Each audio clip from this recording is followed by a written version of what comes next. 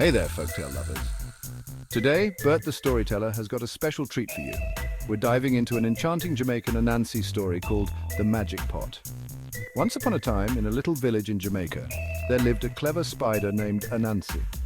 Anansi was known for his wit and trickery, always finding a way to outsmart everyone around him.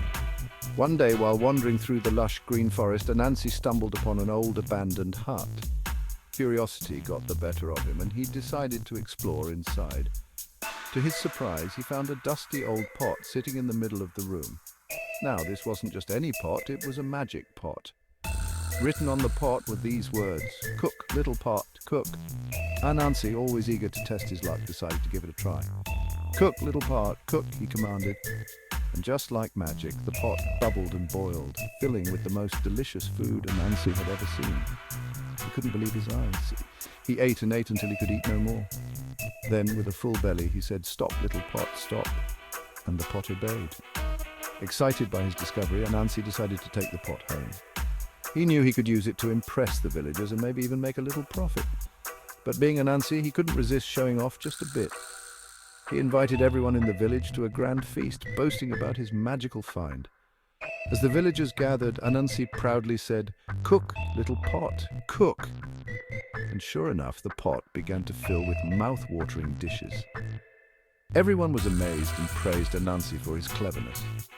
But as the feast went on, Anansi grew greedy. He wanted to keep all the magic for himself. So he whispered to the pot, "Stop, little pot, stop," and took it back to his hut, locking it away. However, the villagers were not pleased. They had tasted the magic and wanted more. They demanded Anansi share the pot with them. But Anansi, being tricky as always, refused. As luck would have it, one clever villager named Tutu had been watching closely. She snuck into Anansi's hut and whispered to the pot, "Cook, little pot, cook." The pot began to fill, and she quickly took it back to the village, where everyone enjoyed another grand feast. When Anansi discovered what had happened, he realized his greediness had cost him the respect of the villagers. And so he learned a valuable lesson about sharing and generosity. And that, my friends, is the story of Anansi and the magic pot. Remember, true magic lies in the joy of sharing. Thanks for tuning in, and until next time, keep the tales alive. One love.